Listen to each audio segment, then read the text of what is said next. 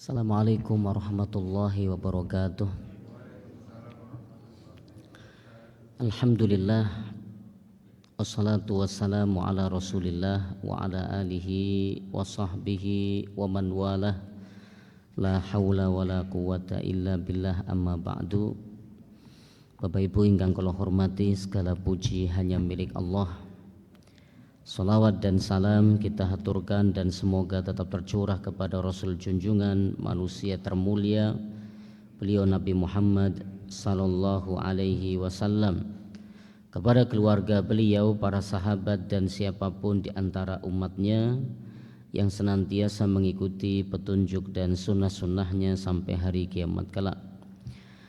Bapak Ibu yang kami muliakan, alhamdulillah pada kesempatan pagi hari ini kembali Allah mudahkan kita untuk sama-sama kita ngaji bareng sebagai bekal untuk diri kita masing-masing dalam kita mengarungi kehidupan ini dan bekal kita saat nanti menghadap Sang Ilahi.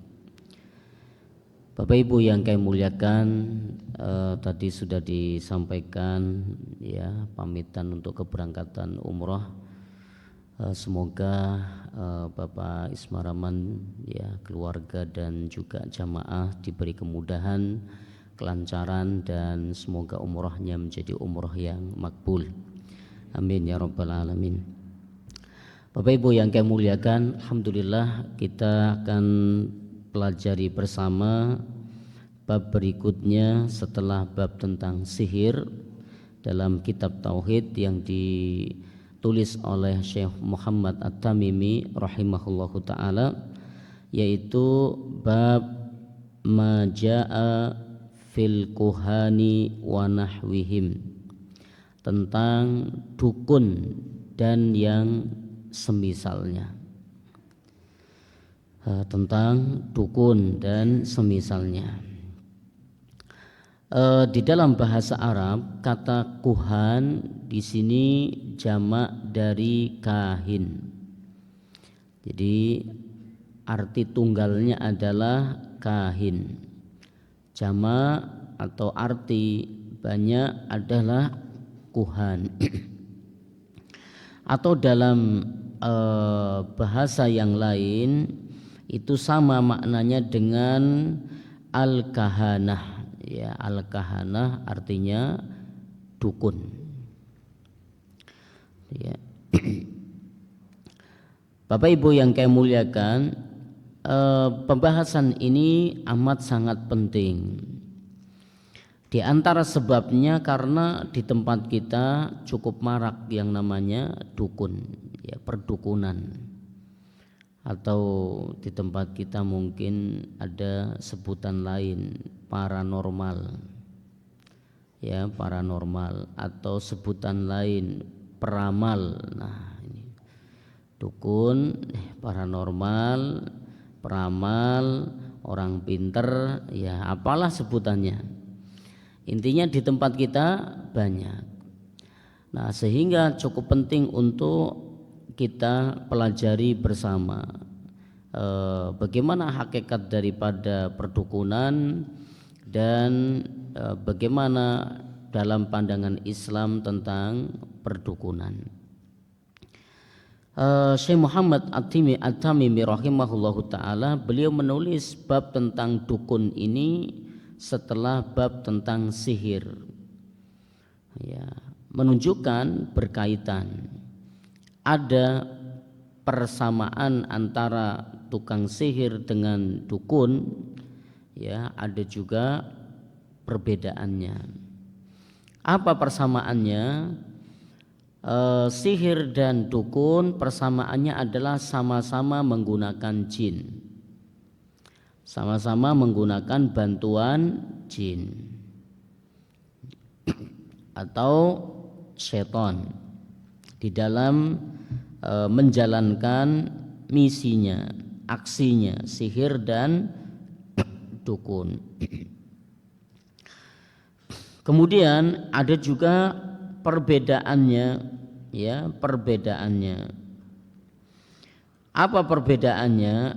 perbedaannya itu kalau sihir, ya, kalau sihir ini biasanya minimal membuat hayalan seseorang yang melihat aksinya, ya, dibuat orang yang melihat, yang menyaksikan, dibuat dia menghayal, ya, padahal kertas seakan-akan burung, ya, padahal tali seolah-olah ular, padahal kain tapi seakan-akan gendruwo. Nah, ini minimal dibuat menghayal.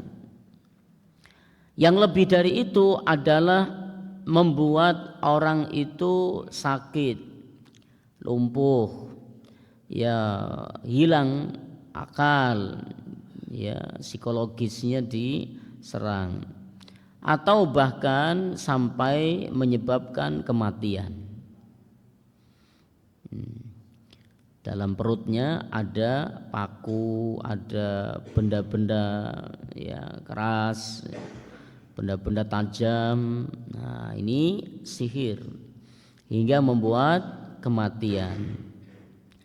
Tapi kalau dukun atau paranormal atau peramal dan sejenisnya, ini adalah lebih pada meramal masa depan, sesuatu yang sudah terjadi dan sesuatu yang akan datang.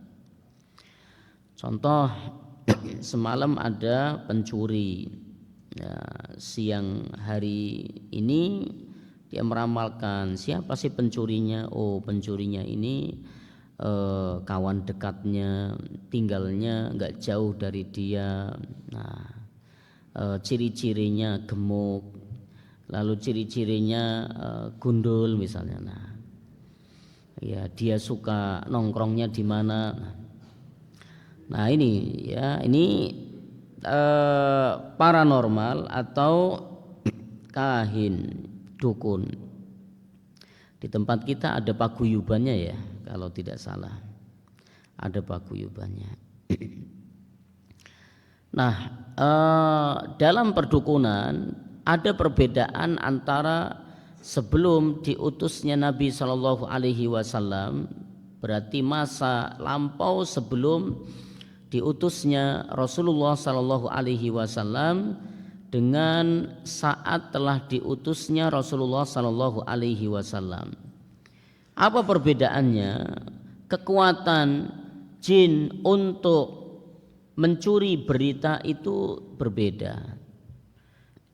Kalau dulu masa sebelum diutusnya Rasulullah Shallallahu Alaihi Wasallam, jin atau setan yang mencuri berita di langit itu relatif lebih akurat daripada jin zaman setelah diutusnya Rasulullah Shallallahu Alaihi Wasallam. Nah, kenapa? Karena pada saat telah diutusnya Rasulullah Shallallahu Alaihi Wasallam, penjagaannya makin ketat sebagaimana sabda beliau. Buktinya apa? Kenapa ada perbedaan di sini? Kok zaman sebelum diutusnya Nabi Shallallahu Alaihi Wasallam kok relatif jin yang mencuri berita ini lebih akurat? Lebih akurat bukan berarti akurat sepenuhnya, tidak, ya, namun relatif lebih akurat daripada jin yang masa sekarang, masa setelah diutusnya Nabi Shallallahu Alaihi Wasallam. Contoh, Pak Ibu pernah dengar kisah Fir'aun, ya, kisah Fir'aun. Bagaimana Fir'aun itu diramalkan akan ada dari mimpinya Fir'aun nih, diramalkan akan ada mimpinya, akan ada seorang anak laki-laki yang lahir dari Bani Israel yang kelak akan mengganggu kerajaannya, ya kan? Lalu apa akhirnya? ini diramalkan oleh tukang sihir, oleh peramalnya Fir'aun. Apa ramalannya? Ya, akan lahir dari bayi laki-laki dari bangsa Bani Israel yang bakalan mengganggu kerajaannya Fir'aun. Akhirnya apa? Fir'aun merintahkan semua bayi laki-laki sekarang yang lahir di Bani Israel bunuh. Ternyata benar kan? Ya, ramalannya benar. Dan bayi tersebut adalah Musa alaihi salam. Ini contoh. Ya, contoh.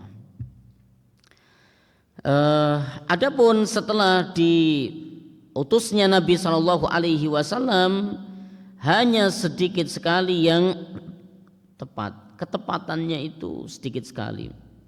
Hampir-hampir saja tidak tepat. Ya, hampir-hampir saja tidak tepat. Sabda Nabi Shallallahu Alaihi Wasallam tentang dukun, ya, tentang dukun. Nabi SAW pernah ditanya, ya Rasulullah, innahum yuhaddithuna ahyanan bisyai'in fayakunu haqqan. Ya Rasulullah, dukun itu terkadang mereka berbicara, nebak, meramal suatu yang benar. Apa komentar Nabi SAW? Faqala Rasulullah sallallahu alaihi wasallam, tilkal kalimatu minal haqqi yakhtafuha minal jinni fayaqurruha fi udhuni waliyyihi fayakhlituna ma'aha mi'ata kadzbatin. Nih kata Nabi sallallahu alaihi wasallam, ya, beliau menjawab pertanyaan seseorang yang bertanya, dukun terkadang ucapannya benar, ramalannya benar. Bagaimana ya Rasulullah? Kata Nabi sallallahu alaihi wasallam, tilkal kalimatu minal haqqi. Ucapan yang benar itu adalah yakhtafuha minal jinni, dicuri oleh jin. Fayaqurruha fi uduni waliyyihi, lalu jin itu menyampaikannya kepada wali-walinya, ya, kepada majikan-majikannya. Siapa majikannya? Dukun, ya, dan teman-temannya atau dan semisalnya. Fayakhlituna ma'aha mi'ata kadzbatin. Kata Nabi sallallahu alaihi wasallam, satu berita yang benar dibumbui dengan 100 kebohongan. Berarti bandingannya 1:100. Satu berita yang benar dibumbui dengan 100 kebohongan. Itu gambarannya setelah diutusnya Rasulullah sallallahu alaihi wasallam. Nabi sallallahu alaihi wasallam, Allah Subhanahu wa taala di dalam surat Jin, ya, di surat Al-Jin di ayat yang ke-9, ayat yang ke-8 sampai ayat yang ke-9, Allah Subhanahu wa taala berfirman, Allah mengabadikan perkataan para jin. Allah sebutkan dalam ayat ini, wa anna lamasna samaa fawajadnaha muliat harsan syadidaw wa syuhuba. Para jin ini berkata, sesungguhnya kami, ya, lamasna samaa, ya, kami mencoba untuk mencari rahasia di langit, berarti mencuri berita.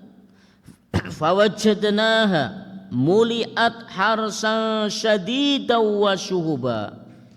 Kami mendapatinya penuh penjagaan yang kuat dan panah-panah api, ya, penjagaan kuat dan panah-panah api dari para malaikat.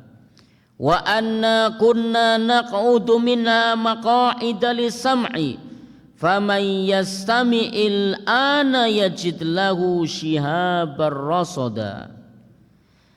Ya, para jin berkata, dan sesungguhnya kami bangsa jin dahulu dapat menduduki beberapa tempat di langit untuk mencari berita. Dulu. Ya. Tapi sekarang ya al-ana yajid lahu shihabar rasada. Sekarang sulit. Ya, ketika kami bangsa jin mencoba mencuri berita di langit, ingin mendengar berita yang ada di langit, apa yajid lahu shihabar rasada, kami mendapati panah-panah api yang mengintai kami untuk membakar kami. Ini jin, ya, penyaksiannya jin ini. Berarti dulu sebelum diutusnya Nabi SAW lebih mudah mereka mencuri berita di langit. Seperti tadi contohnya, ya, keakuratan, ya, akuratnya lebih ketika meramal, ya, sesuatu. Nih seperti di kasusnya mimpinya Fir'aun, benar. Tapi ketika setelah diutusnya Rasulullah Sallallahu Alaihi Wasallam berbeda. Ya, akurasinya berkurang. Kenapa? Sulit nyari berita. Karena begitu sudah di langit mau nyuri berita, itu panah-panah malaikat sudah siap mengintai mereka dan membakar mereka. Nah, salah satu yang dipakai untuk membakar jin-jin yang mencoba mencuri berita di langit adalah menggunakan bintang, ya. Maka bintang-bintang yang jatuh yang terkadang kita lihat itu adalah sejatinya panahnya malaikat. Kalau orang kita mengartikannya beda. Kalau bintang jatuh, segera minta, pasti nanti dikabulkan. Al-Hafidz Ibnu Hajar Al-Asqalani rahimahullahu ta'ala, beliau mengatakan, berkomentar tentang bagaimana jin di zaman setelah diutusnya Nabi Shallallahu Alaihi Wasallam dalam prosentasenya mencuri berita di langit. Bagaimana komentar beliau? Komentar beliau adalah kada yadmahillu. Hampir saja tidak mungkin. Hampir saja tidak bisa. Artinya kemungkinannya sangat kecil sekali mendapatkan berita yang benar. Sehingga seirama dengan ucapan Nabi Shallallahu Alaihi Wasallam bahwa ucapannya dukun itu dari mana asalnya? Dari jin yang mencuri berita di langit. Bagaimana jin menyampaikannya? Satu berita yang benar dibumbui dengan 100 berita yang keliru, yang bohong. Jadi bandingannya 1:100. Berarti bandingannya banyak sekali. Ya, persentase benarnya sangat kecil. Ya, maka kita ingat, ya, beberapa tahun yang lalu kan sempat ada yang meramalkan kapan terjadinya hari kiamat, tanggal berapa itu, 9, terus bulan 9 tahun 9, sempat, ya, ada ramalan kurang lebih demikian. Ya, ternyata tidak terwujud, artinya salah. Begitu pula dalam ramalan-ramalan yang lain yang jauh dari kebenaran. Itulah perbedaannya tukang ramal atau dukun pada masa lampau sebelum diutusnya Nabi dengan setelah diutusnya Nabi Sallallahu Alaihi Wasallam. Bapak Ibu sekalian yang dimuliakan oleh Allah Subhanahu Wa Taala, Nabi Sallallahu Alaihi Wasallam menyebutkan dalam sebuah hadis yang dibawakan oleh Abdullah ibn Mas'ud radhiyallahu anhu, bagaimana pandangan Islam terhadap perdukunan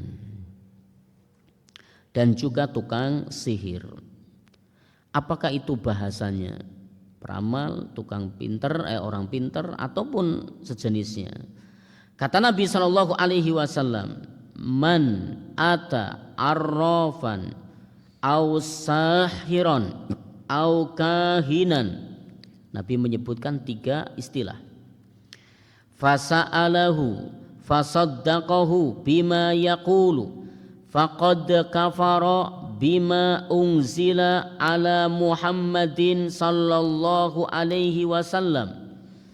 Nih kata Nabi sallallahu alaihi wasallam, man ata arrafan, barang siapa yang mendatangi orang pinter. Arraf di sini maknanya adalah orang pinter di bahasa kita. Au sakhiron, tukang sihir, mendatangi tukang sihir. Au kahinan, dukun. Fasa'alahu, lalu dia bertanya kepada mereka, apakah orang pinter, dukun atau tukang sihir. Fasaddaqahu bima yaqul, lalu orang itu yang bertanya kepada mereka membenarkan apa yang diucapkan oleh mereka, membenarkan apa yang dikatakan oleh mereka. Apa kata Nabi SAW? Faqad kafara bima unzila ala Muhammadin sallallahu alaihi wasallam. Maka dia telah kufur terhadap apa yang dibawa oleh Rasulullah sallallahu alaihi wasallam. Bapak Ibu yang saya muliakan, kita akan coba menilik siapa sih sebenarnya seorang dukun yang biasa dilakukan atau peramal. Ada beberapa hal modelnya. Di antaranya yang pertama adalah meramal dengan garis tangan. Masing-masing kita itu kan garis tangannya beda-beda. Panjenengan bisa lihat ini garis tangannya berbeda-beda, kanan kiri, mungkin ada yang mirip tapi beda, ya, satu dengan yang lain. Ada juga yang meramal dengan apa? Dengan tanggal lahir. Tanggal lahir dikaitkan dengan apa? Dengan ilmu astrologi. Maka dulu pernah kan ada waktu masih zamannya SMS, itu kan ada lewat iklan di televisi, ketik krek, ya, kemudian apa tanggal lahir, lalu apa lagi, nanti akan muncul hasil ramalannya. Nah, ini mirip. Dulu juga ada di media massa, di koran juga ada, atau sekarang masih ada atau tidak. Ada juga mereka meramal dari apa? Dari golongan darah. Dari golongan darah. Ada mereka yang meramal melihat dari apa? Ya, dari finjan, mangkok. Mangkok yang diisi apalah, mau kopi, mau teh, mau apa, kemudian dia lihat di terawang. Ada juga yang dengan apa? Meramal dengan kartu. Ada juga dengan garis, dia menggaris di tanah, kemudian di kait-kaitan dengan ya seseorang. Ada juga dengan tulisan, ya meramal dengan apa? Tanda tangan. Ini orang tanda tangannya begini nih. Nah, ini ramalannya apa? Ya, begitu juga dengan tanda lahir. Seorang anak lahir, ada tanda lahir di bagian punggungnya misalnya. Kalau dulu kayak apa namanya, tompel atau apa ya. Ya.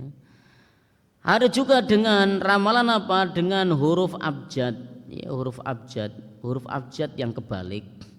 Ya, misalnya alif atau ba atau jim, to dan lain-lain. Nah, ini banyak sekali kita dapati. Kalau jangan pernah lihat apa ini benda apa tuh namanya? Kayak model besel tuh. Apa ini? Benda yang jimat. Nah, jimat yang bentuknya kain kotak ini biasanya ada tanda-tanda kode-kode, ya, kode-kode angka, tulisan Arab yang nggak bisa dibaca, ya, segala macam lah. Ini diantara bentuk-bentuknya atau model-modelnya.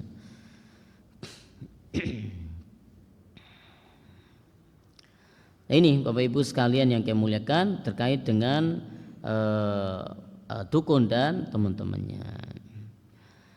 Allah Subhanahu wa taala berfirman, "Qul la ya'lamu man fis samawati wal ardi al-ghaiba illallah wa ma yash'uruna ayyana yub'atsun."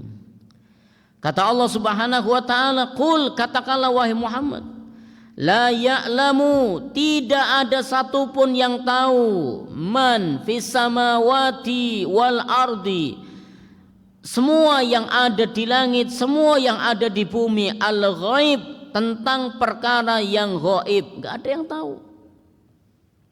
Illallah, kecuali Allah Subhanahu wa taala semata. Berarti apa?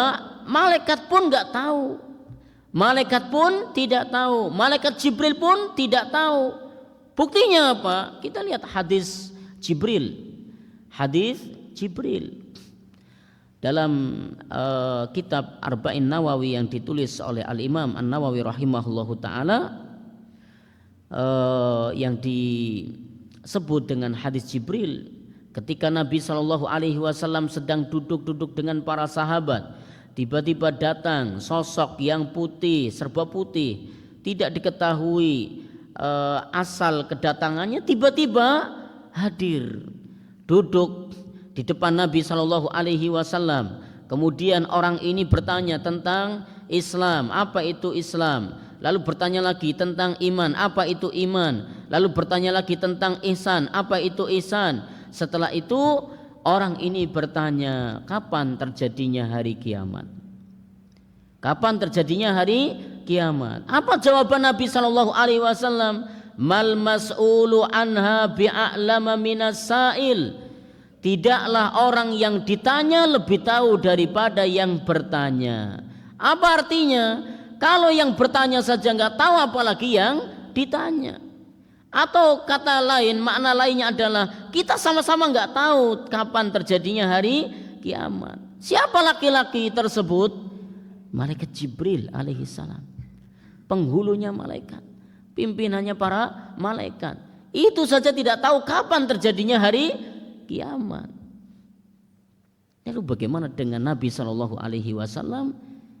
Lalu bagaimana dengan kita? Kita nggak tahu. Lah kok zaman ini kok ada yang meramalkan kapan terjadinya hari kiamat? Tuh malaikat Jibril aja nggak tahu. Nabi SAW manusia terbaik, pilihan, kekasih Allah, nggak tahu. Apalagi orang biasa. Allah sudah menyebutkan jelas di dalam surat An-Naml ayat yang ke-65. Allah sudah berfirman, "Qul," katakanlah wahai Muhammad, katakanlah wahai Muhammad, la ya'lamu man fis samawati wal ard illallah. La ya'lamu man fis samawati wal ardil ghaiba illallah. Tidak ada seorang pun yang tahu di langit di bumi tentang perkara yang gaib kecuali Allah Subhanahu wa taala. Sudah jelas. Maka kalau ada orang yang mengaku tahu tentang perkara yang gaib, maka dusta dia. Dia dusta. Nabi SAW tidak tahu tentang perkara yang gaib. Buktinya apa? Buktinya apa? Buktinya Nabi SAW ketika akan hijrah dari Mekah menuju ke Madinah, Nabi atur strategi. Nabi atur strategi. Pertama, Nabi SAW datang ke rumah Abu Bakar As-Siddiq untuk mengajak Abu Bakar hijrah, ya, bersama Nabi di siang hari. Supaya apa? Supaya tidak terlihat oleh orang musyrik. Siang hari di tengah matahari terik panasnya, enggak umum orang Arab itu keluar rumah. Ya, jarang sekali terlihat orang keluar rumah. Nabi keluar. Artinya ini di waktu-waktu yang enggak umum orang keluar, Nabi keluar. Untuk apa? Menyamarkan. Terus apa? Nabi menutup wajahnya dengan sorban supaya terlihat. Supaya tidak terlihat. Kemudian ketika sampai di rumahnya Abu Bakar As-Siddiq, ini rahasia sangat penting ini. Karena Nabi akan menyampaikan perihal rencana beliau akan hijrah ke kota Madinah. Apa yang dikatakan oleh Nabi SAW? Wahai Abu Bakar, perintahkan orang-orang yang ada di rumahmu untuk keluar sebentar. Karena Nabi akan menyampaikan rahasia yang sangat penting. Apa komentar? Apa jawaban Abu Bakar As-Siddiq? Ya Rasulullah, tidak ada orang dalam rumahku kecuali keluargamu. Kecuali keluargamu. Siapa? Aisyah radhiyallahu anha, yang sudah dinikahi oleh Nabi namun belum satu rumah. Ini bukti kalau Nabi SAW tidak tahu. Nabi SAW tidak tahu siapa orang yang berada di rumahnya Abu Bakar As-Siddiq. Sehingga Nabi minta kepada Abu Bakar untuk perintahkan semua orang yang ada di rumahmu untuk keluar dulu. Mungkin Nabi SAW berasumsi di rumahnya Abu Bakar ini ada keluarganya beliau, ada budaknya beliau, ada orang lain. Ternyata kata Abu Bakar, tidak ada di rumah ini Rasulullah kecuali keluargamu, istrimu Aisyah radhiyallahu anha. Ini berarti Nabi tidak tahu perkara yang ghaib. Nabi nggak tahu perkara yang ghaib. Setelah itu Nabi SAW pergi kemana? Ke arah selatan. Nabi atur strategi. Harusnya kalau mau ke Madinah ke arah utara, karena kota Madinah di arah utara dari kota Mekah, sebelah utaranya Mekah. Tapi Nabi ke selatan. Nabi ke selatan. Kemana? Ke arah Jeddah. Nabi singgah dulu di mana? Di Gua Thur. Ya, di Gua Thur yang tingginya 700 meter dari permukaan. Tinggi, terjal. Nabi singgah di sana supaya apa? Supaya tidak terlihat, supaya tidak ketahuan, supaya tidak ketahuan. Meskipun ternyata setelah itu juga tentaranya Abu Jahal orang Quraisy datang sampai di depan mulut gua, hingga Abu Bakar As-Siddiq khawatir dengan keselamatan Nabi Shallallahu Alaihi Wasallam. Lalu Nabi SAW mengatakan, ma dhannuka bithnain Allahu thalithuhuma. Apakah engkau mengira wahai Abu Bakar, kita di dalam gua ini hanya 2 orang saja? Ya, 2 orang saja. Sementara Allah lah yang ketiganya. Insyaallah. Ini Bapak sekalian yang kami muliakan. Belum lagi ketika perang Badar Nabi SAW beliau sampai berdoa hingga ya saking lamanya Nabi SAW berdoa mengangkat kedua tangannya sampai sorban selendang yang ada di pundaknya beberapa kali jatuh. Saking lamanya Nabi SAW mengangkat kedua tangan. Minta apa? Minta agar diberi pertolongan. Tapi nggak tahu perkara yang ghaib ini siapa nanti yang menang. Mau kalah atau mau menang, apa yang terjadi nanti. Nabi nggak tahu. Kalau Allah tidak memberitahu maka Nabi tidak tahu. Sampai Allah Subhanahu wa taala memberikan jawaban dari doa Nabi sallallahu alaihi wasallam, Allah menjanjikan kemenangan. Bahkan Allah Subhanahu wa taala menyebutkan siapa-siapa saja yang bakalan tewas dari orang kafir Quraisy di perang Badar. Gak hanya itu, Allah menyebutkan tentang di mana dia akan tewas. Tapi Nabi tahu setelah Allah Subhanahu wa taala yang ngasih tahu. Maka Allah Subhanahu wa taala tadi berfirman bahwa katakanlah wahai Muhammad, la ya'lamu man fis samawati wal ardil ghaiba illallah.